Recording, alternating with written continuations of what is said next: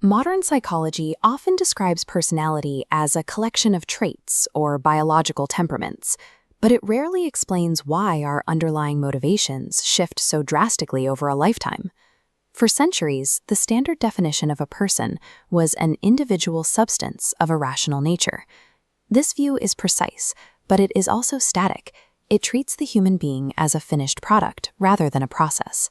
Spanish philosophers like José Ortega y Gasset defined the person as a dynamic installation in project. To them, a human is a being who must constantly build their own life between their circumstances and their intentions.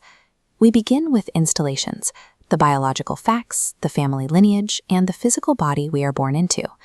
These installations support our projections, the forward-looking potential, and the internal world of desire that defines who we intend to become. Think of personality as a unique pattern created by a specific stitching process. The base fabric is the person, our physical and historical reality. The thread is the world around us, the external events and data we encounter every day. The needle is the psyche, the tool that organizes that external world and weaves it into our internal fabric. Personality is the resulting embroidery. It develops through 12 distinct motivational layers, each representing a new pattern of self-awareness and a new purpose for our actions.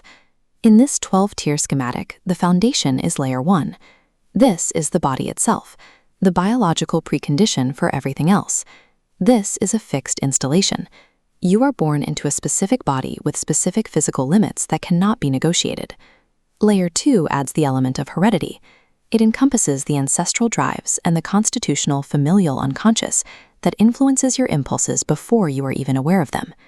Because these first 2 layers are pre-conscious, you cannot control them. You can only learn to operate within the parameters they provide. Conscious motivation begins at layer 3. This divisive layer opens the child up to the logic of the outside world. The drive here is pure calculation. The child tries to understand how objects move and how language works, independent of emotional needs. This specific cognitive developmental phase was famously mapped by the psychologist Jean Piaget.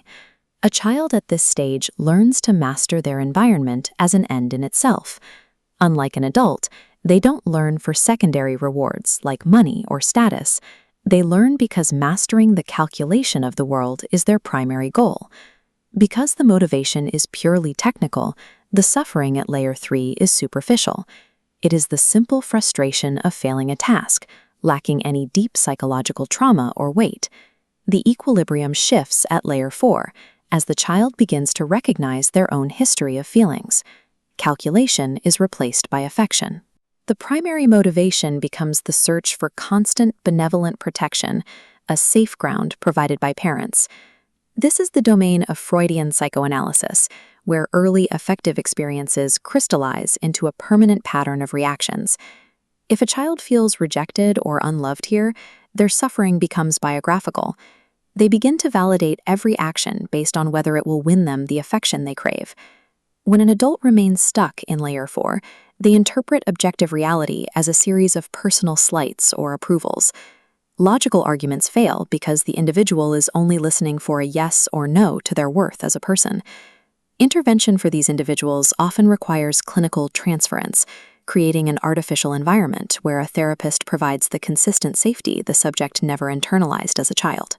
Until this affective boundary is closed and the subject feels secure, they remain a balão vazio, an empty balloon, unable to withstand the pressures of reality. Transitioning to layer 5 moves the focus from being loved to having power. It is an integrative layer where the ego begins to stabilize. This reflects Jungian individuation. The motivation is to test one's personal strength and define an autonomous vital space. Suffering here is an internal judgment of one's own capacity. This is the layer of vocational mastery. Motivation shifts to what the individual can actually do, producing tangible outcomes like a professional skill or a salary. Layer 7 expands this into the social realm. It is a divisive layer where the individual takes on specific roles within a community.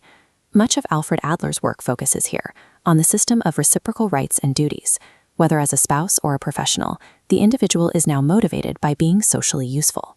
This progression from layer 5 to 7 systematically moves a person from a subjective focus on their own power to an objective role within a legal and social structure.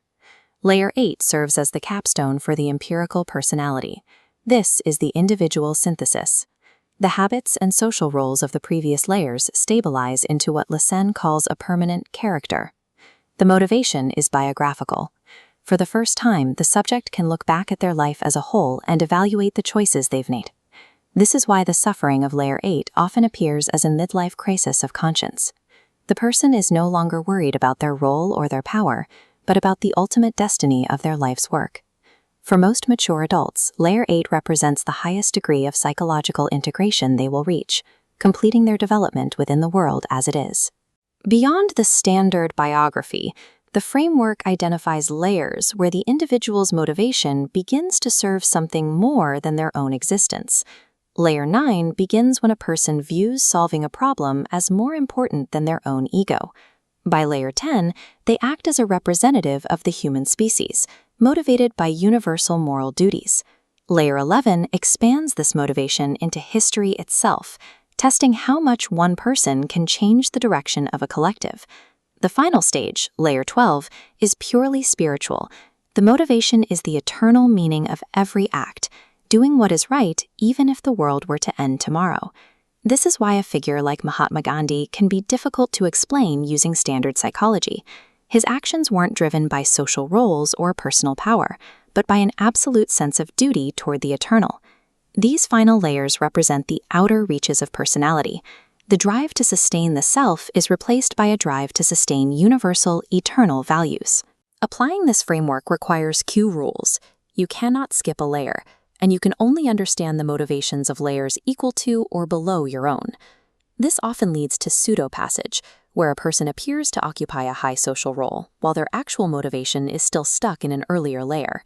An adult may hold a prestigious professional position, a layer 7 role, while their psychological reality is still defined by a layer 4 need for parental validation. This mismatch explains why some interventions fail. You cannot fix a professional performance issue if the actual problem is a deep-seated childhood fear of rejection. Effective change requires finding exactly where it hurts, locating the specific motivational layer where the individual is truly dwelling. Carvalho's 12-layer framework provides a map for this search. It suggests that to influence human behavior, we must first look past a person's social facade and identify the fundamental layer currently driving their soul.